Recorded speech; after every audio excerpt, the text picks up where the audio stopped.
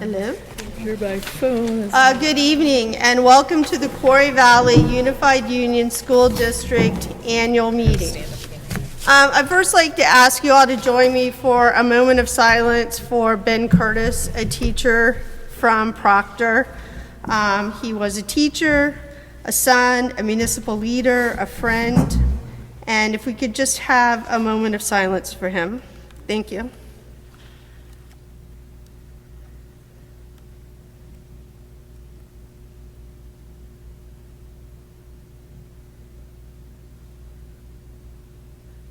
Thank you. If you'd all please join me for the Pledge of Allegiance. I pledge allegiance To the flag of the United States of America and to the republic for which it stands, one nation under God, indivisible, with liberty and justice for all. Before we start, I think introductions would be appropriate. My name is Lisa Meiser, and I'm the representative from Proctor. My name is Michael Mosier, and I represent West Rutland. Hi, Sarah Lonis-Watulik from Proctor. Kristen Ross, representing Poultney. Linda Smith from Poultney. Jesse Gorowski, West Rutland. And this is our superintendent, Chris Sell. And then if the principals would just like to introduce themselves quickly.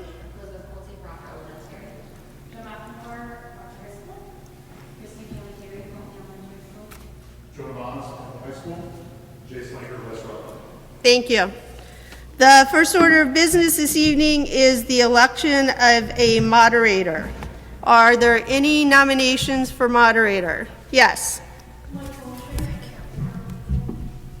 There is a nomination on the floor of Mike Mosier. Are there any other nominations? Is there a second? I'll second it. Seconded by Linda Smith.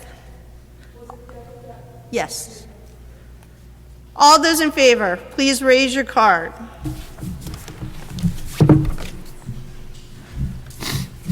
Any opposed?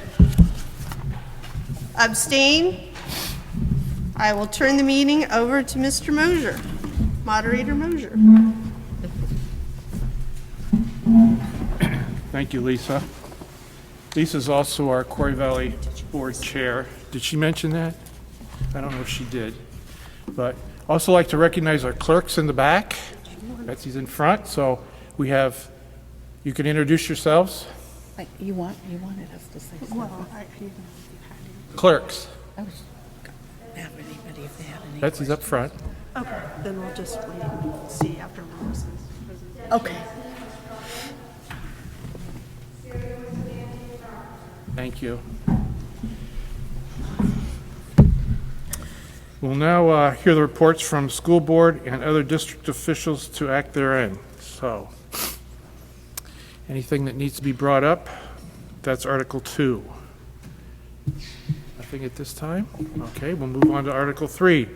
We'll now take nominations to elect a treasurer for the supervisory union for the period of 1 year. I'll take nominations. Debbie? Pat Kulig from West Rutland. Okay, we have the name of Pat Kulig. Do we have a second for Pat? I'll second it. Okay, we have a second. Any other nominations for treasurer? Seeing none, all those in favor, please manifest by raising of your card. Okay, looks like we have unanimous. Article number 4 will be to elect the clerk of the supervisory union for a period of 1 year. I'll take names for the clerk. I'd like to nominate Betsy Westcott from I have the name Poultney. of Betsy Westcott. We have a second for that. I'll second that.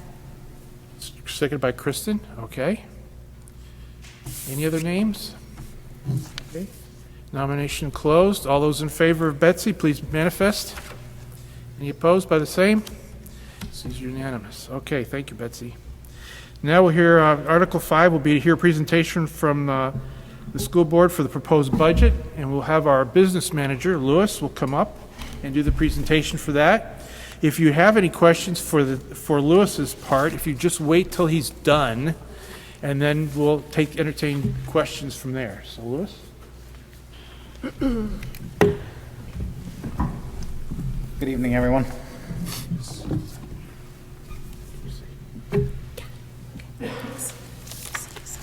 So we started the budget process in October, and I've listed here the major factors that are impacting our budget for next year. So we're seeing a 16.4% increase in health insurance, and that's having a large impact on all districts across the state.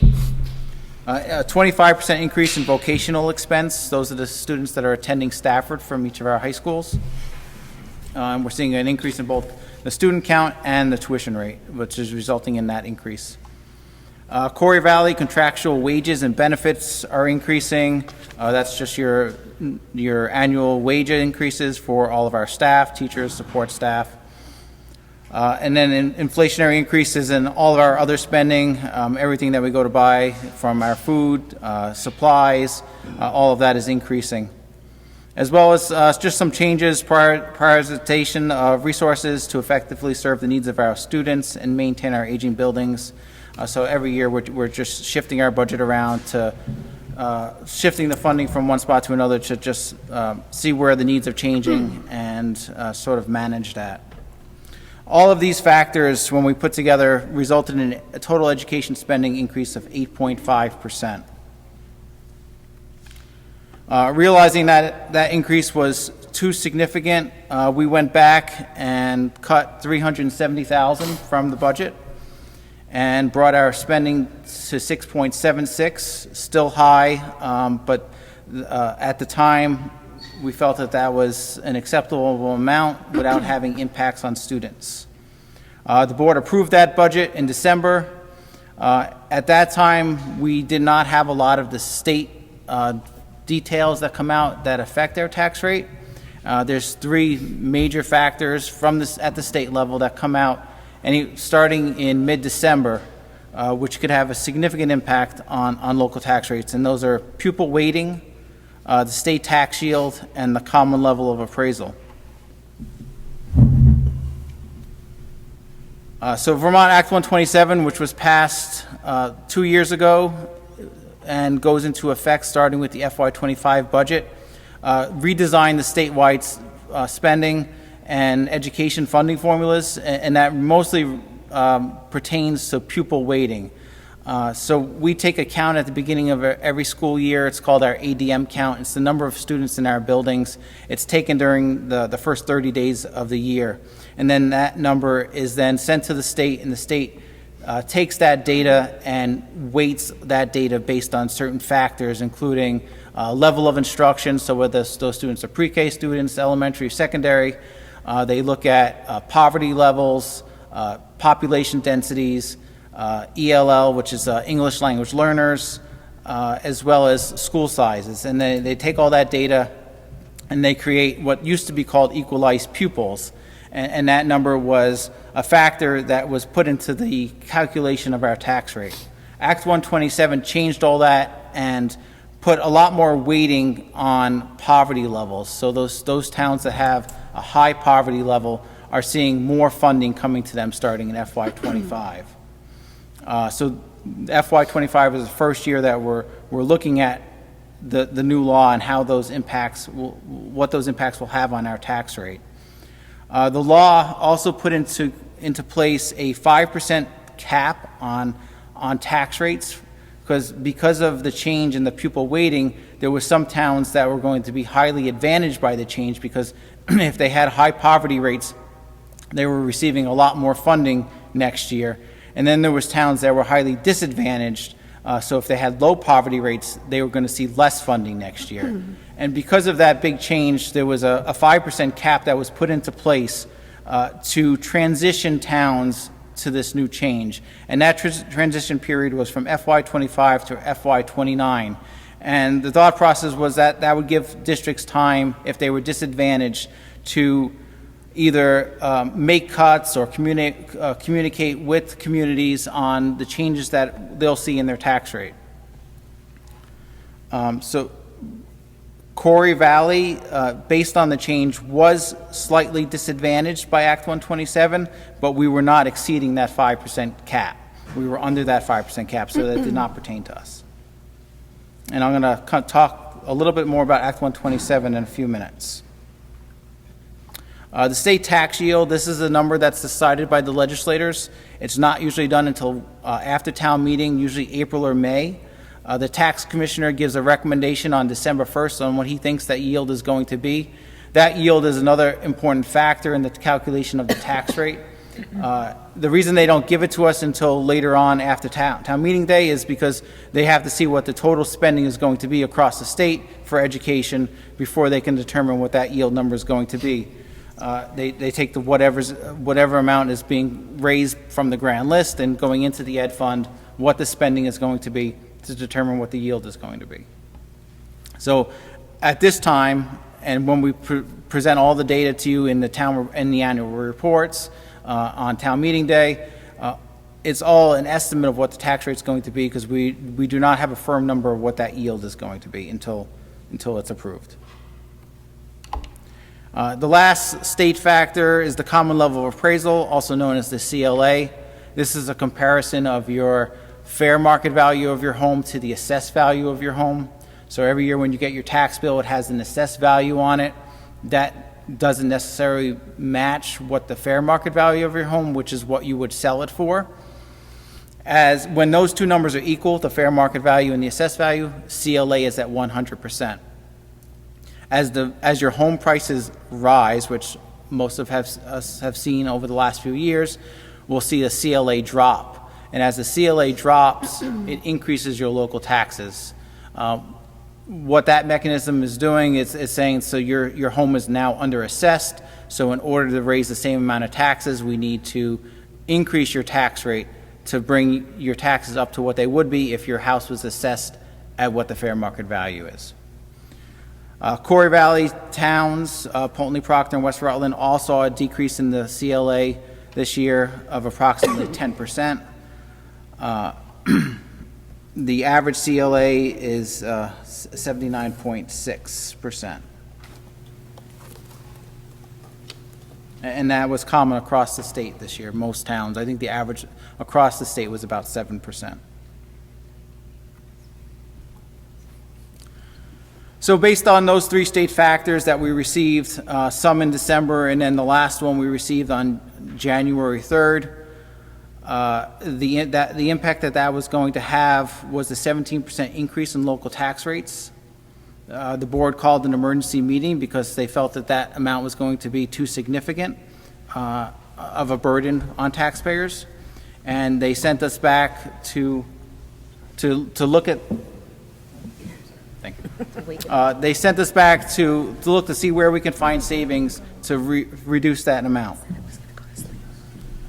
The administrators met, and we were able to reduce spending by another $1 million, and we did that through a number of different ways, utilizing surplus, reducing positions that were not filled, so open positions, and then small cuts throughout the budget to get to that $1 million.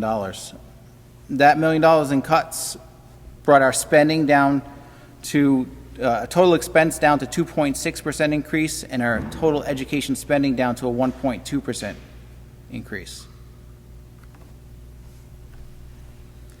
This slide here shows the calculation of the tax rate in each of the steps that we go through. So the first one is to get our expense, and that's the amount we're going to spend. The amount that you'll see on the ballot is on that first line for FY25. It's $20,400,847, and that's the 2.6% increase that I just referred to. Education spending, that's the amount we need to raise in property taxes, is our total expense minus local revenues. And local revenues is anything other than property taxes. So it is our tuition revenue that we're receiving from students that are coming to our schools from other towns, any student activities income, rental income, interest income, any grants we receive, all of that comes off our total expense to get our education spending. And that is up by 1.2%. Equalized pupils and long-term weighted ADM, that's the number that I was talking about under Act 127. So 1,706 is our number for next year. That's not how many students we have. We have approximately 1,056 students in Quarry Valley. But when you take into consideration all the weighting that the state does, and that's the weighting for the poverty counts, the level of instruction, the ELL, the population density, it becomes that 1706 number.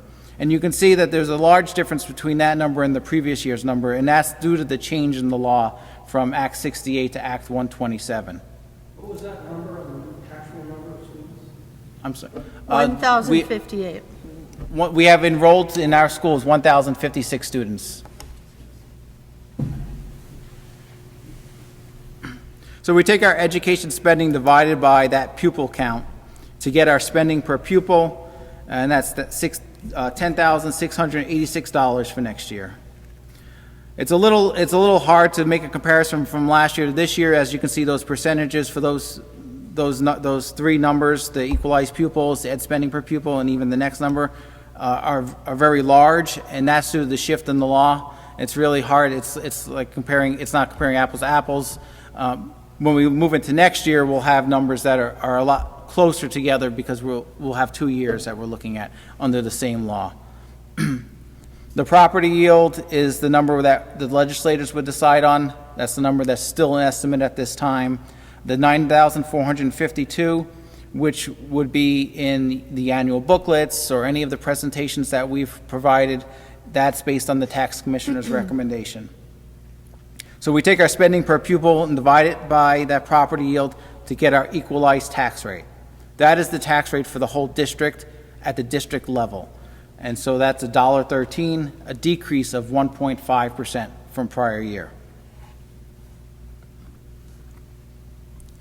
The final step in the calculation is to apply that CLA, the common level of appraisal.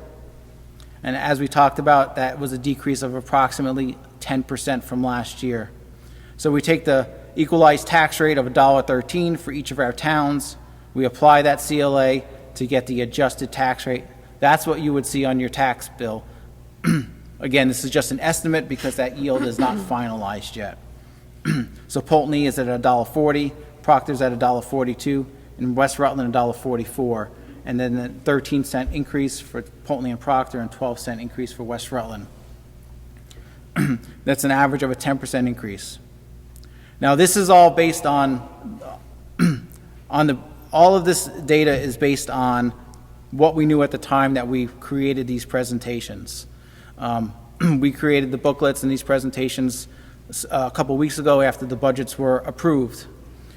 Recently, as of last week, the state passed a new law called H-850, which modified Act 127. The 5% threshold that was the 5% cap rate threshold that was in Act 127 was causing a large burden on the ed fund, and they anticipated it decreasing the yield by about $2,000 and leaving the ed fund with a deficit of approximately $100 million. So H-850 took a new look at Act 127. This was an emergency legislation. It eliminated that 5% threshold and put in a new transition mechanism into place for those districts that were highly disadvantaged by Act 127. Now, Quarry Valley was not reaching the 5% cap, so the elimination of that 5% cap does not have any impact. However, this new law does have a positive impact on Quarry Valley tax rates. The following graph shows the same calculation, but with some of the changes that H-850 puts into place. So I'm going to skip down to where the changes start, which is at the property yield. So by eliminating that threshold of that 5% cap, it allowed them to increase the yield from 94.52 to 97.69. An increase in the yield means there's more money to spread around, which means it lowers local property taxes. So that brings our equalized tax rate to $1.09. Just a minute ago, when we were looking at before H-850, we were at $1.13, so a 4-cent decrease. I'm sorry, if I go too fast, let me know. The other mechanism that they put into place, the new transition mechanism, did list Quarry Valley as disadvantaged by Act 127 by 3%, which gave us a 3-cent tax incentive in year one. This is a 5-year transition plan, and each of the 5 years, that incentive goes down by 20%. So in year 2, we would get 80% of that 3 cents. In year 3, 60% of the 3 cents. Year 4, 40%, 20%, and then down to 0% in FY30. So we apply that 3 cent incentive to the $1.09, which is our new tax rate, which brings us down to now $1.06. So it's a total of a 7 cent tax rate decrease with the new law. It would have been great if we had this information a few weeks ago before we put all this information out to the public. We sent out mailers, we sent out the books, but it was just speculation at the time. We didn't have solid information, and we didn't want to put out information if we didn't know if it was going to be accurate or not. This final slide shows the tax rate after the new tax rate after the CLA. So we take our $1.06 and apply the CLA for each town to get our new tax rates of $1.31, $1.33, and $1.35. And those are different by town because of those CLA numbers are different by town. So our tax rate changes, which were 13 cents and 12 cents, are now 5.2 cents, 4.5 cents, and 3.6 cents. 3.6 cents. Sorry. So the total impact of H850 is reducing our tax rate by 7 cents and bringing the average increase from 10%, which we were before the law, to 3.5%. So there's additional information on our website. You can go to www.grcsu.org, or there is that QR code. It's located on their flyers or on this presentation. It'll bring you right to our website. You can. There's a PEG TV presentation that we had created. There's the full PowerPoints and other useful information. If there's any questions.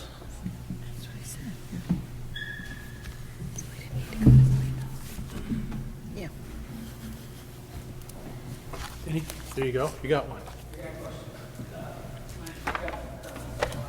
You have to speak up so everybody can hear you. From Proctor, and I just asked if you would run through the Act 250, H850 final fiscal year 25 adjustment tax rate. This one right here? Okay. Yep. So there was 2 changes on this calculation sheet because of that law. It changed the yield. So because the 5% threshold was going to decrease, it was increasing statewide spending and pushing a lot of that impact onto other districts. They were able to, by eliminating that cap, they were able to increase the property yield.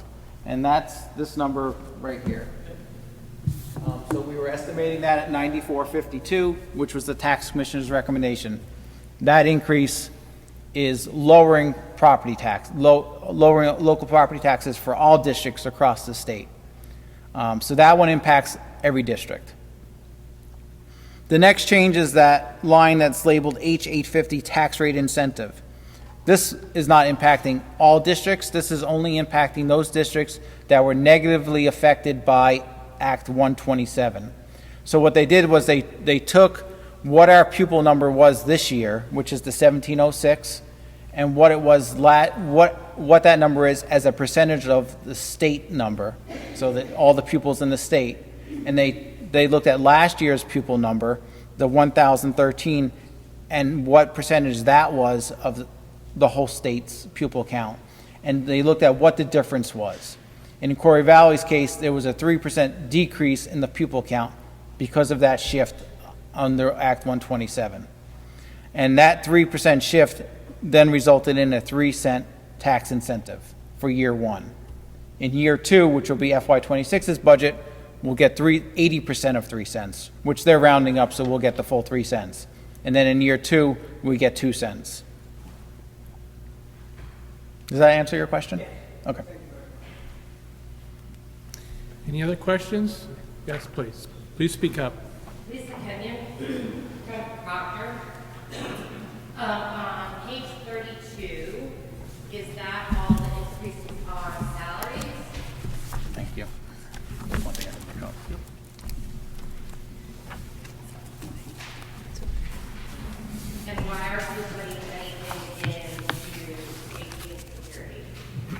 Just a question.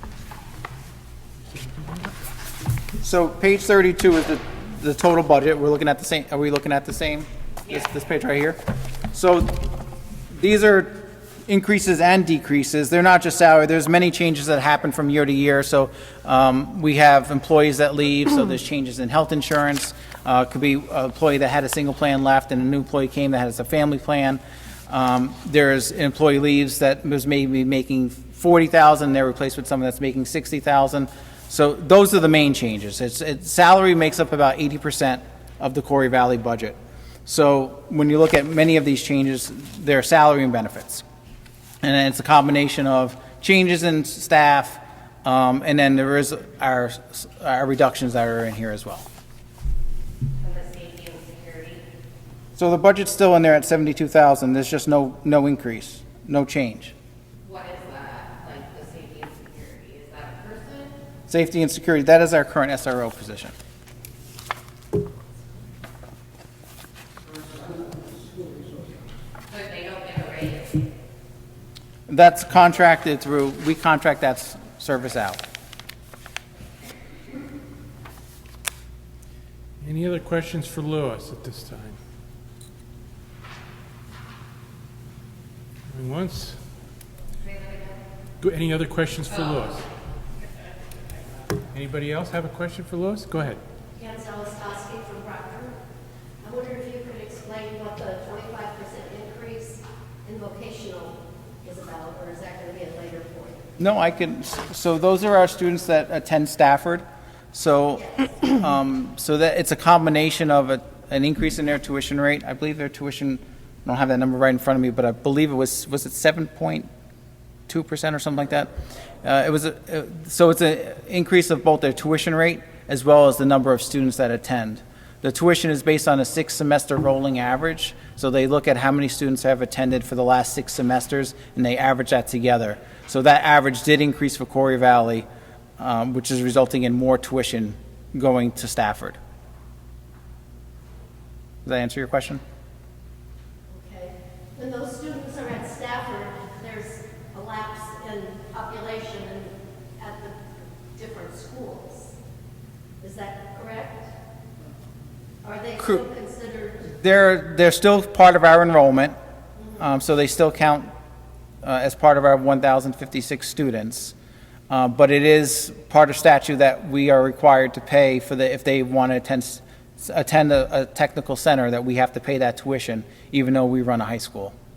So our district has no leverage in setting what the cost would be per student to go there? Unfortunately not. I think we have representation on their board, is that correct? That's correct. It's a regional board that votes on this. So, myself and a representative can provide feedback on the budget.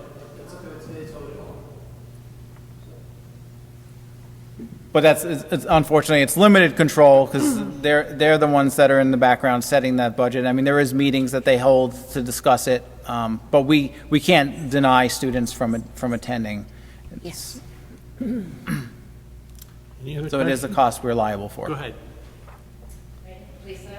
So I'm looking on your website because for the budget, and on page 1, you have curriculum software, and you did not budget for it in 2023 or 2024, but you're now budgeting $40,000 for 2025, and I want to know what that is. So you're referring to the GRCSU budget, correct? The what? That is the Greater Rutland County Supervisory Union budget that you're looking at? Okay. So that is actually a shift. So there is a professional service line on that budget, and that line was shifted to software. It was just we were coding software charges for Infinite Campus, which is our main software that we're using for student management. And we are just reclassing it to a different object code. And it's actually a reduction in that line, that professional service line. I don't have that budget in front of me. It was $80,000 last year, correct? And so we shifted that line, or majority of that line, to the software line.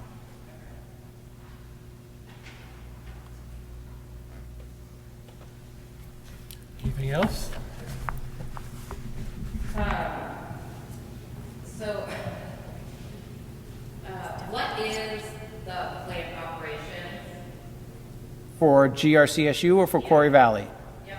So, Whatever is on your budget, like online.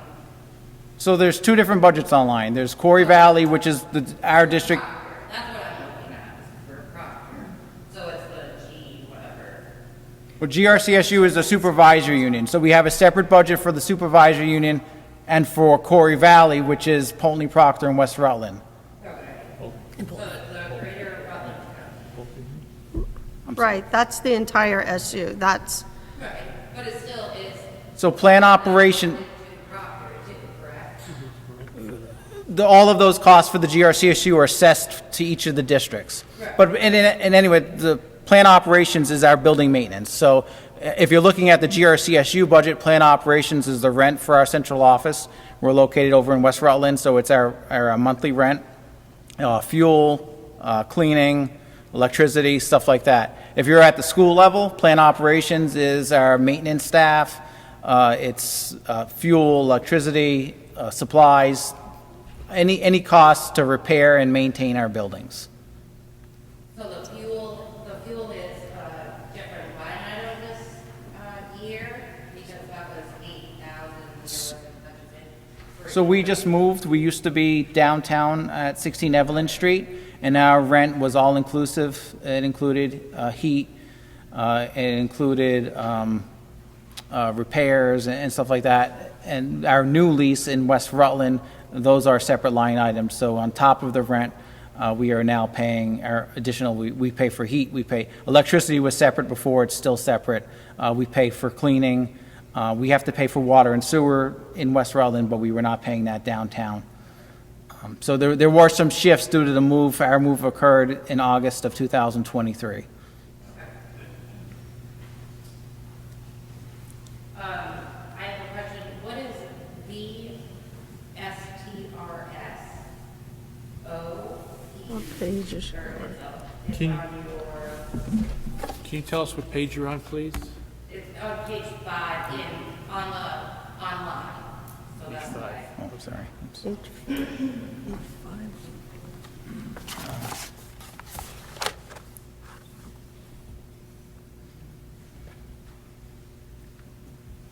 I'm And that was going up 29,000. Can you repeat it again? It's under administration. Oh, was it VSTRS? Is that what you said it was? Okay. So that is a teacher's retirement. Yeah. It's an assessment we get from the state. I'm sorry. Yeah. Anything else? Out of coupons, right? Appreciate it. In this booklet, when the principals do their little spiel in here, when they say welcoming the new staff, is that actually in their facility? Because I have seen, if you look at the new staff from, let's say, Proctor Elementary, and you look through everybody's, the summary of their salaries, there's like one, the librarian is in the high school. It's a shared position. Okay. Well, it just is in Proctor. It's shared between the high school and the elementary school. You're looking at the staff list, or you're Well, saying? she's looking in the principal reports under new staff. Yeah. And it also lists it at the high school. It lists him as librarian also. Because there was one in Poultney that I cannot find, and it's intervention.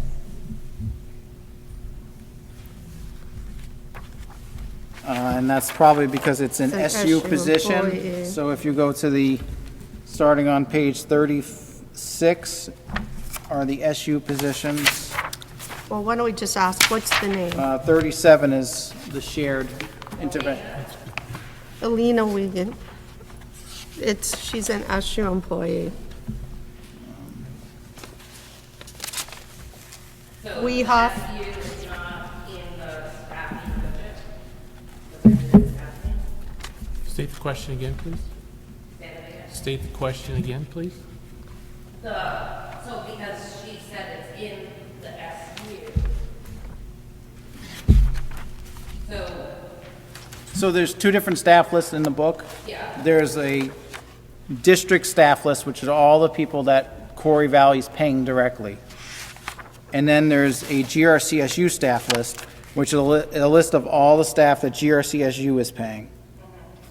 And that's broken down into two sections. There's a section on page 35, which is all the staff that is, it's shared positions, as well as central office. And then page 36 and 37 are building-specific positions. So, but that's all your staffing? Correct. Yep. Because I couldn't find her. Keep going. I admire you.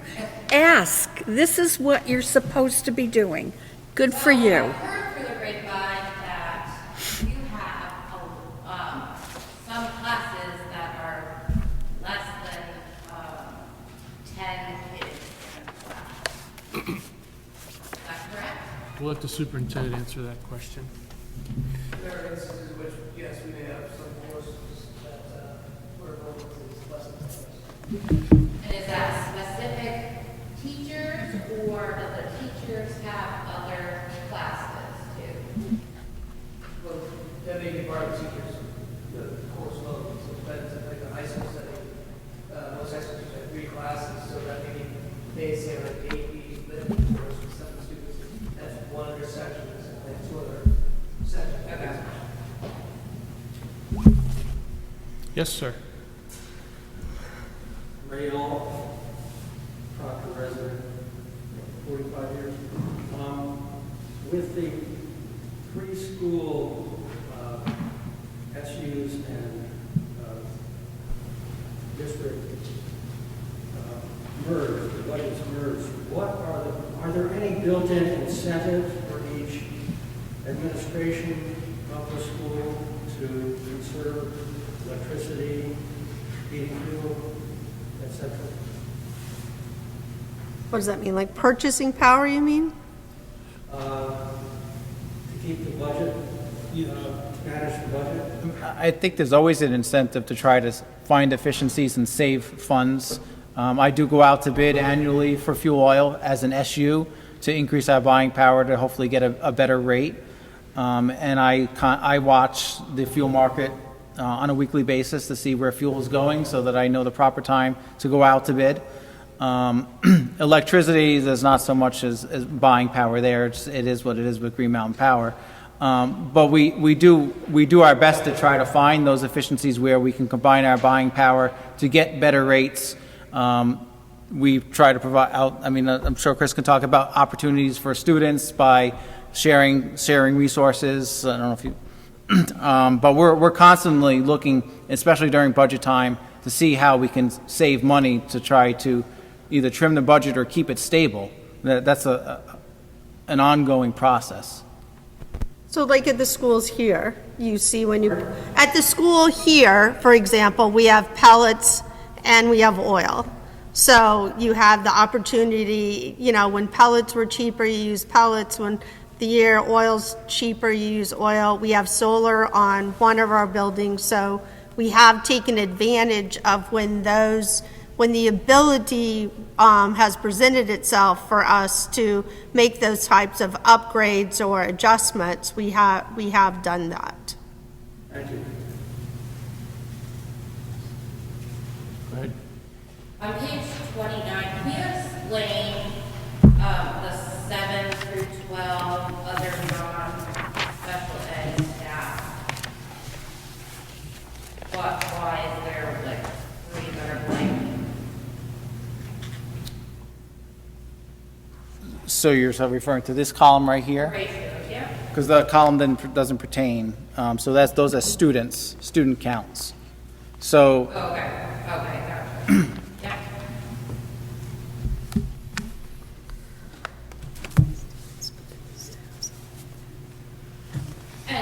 thing, what did you say that you saved from the budget, 333,000? The first round, we cut 370,000 from our initial draft at the budget.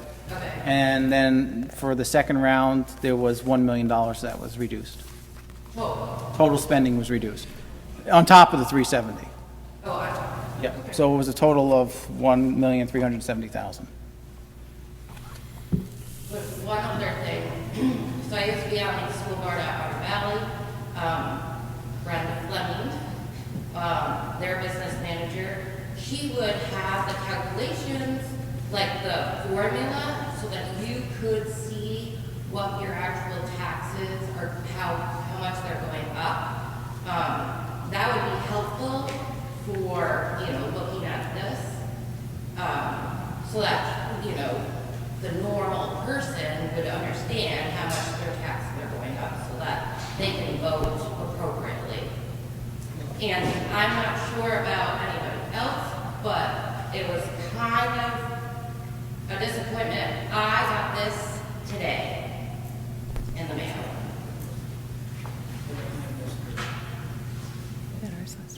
So the flyers are meant to go out as close to voting day as possible. So it's sort of a reminder to taxpayers.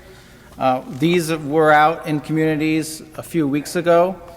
So these were available for community members. The flyers are sort of get the word out. If we send them out too far in advance, we don't want people to sort of forget that information or forget to go to vote. So it's sort of a reminder to go out and vote. Here's all the information that's important if you have any questions. So the goal is to get those out. The goal was to get those out, to get them in mailboxes the Friday or Saturday before our annual meeting. We can't control the post office.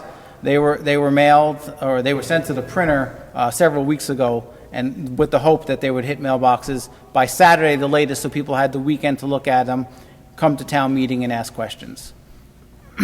Ray? So your goal, the school board,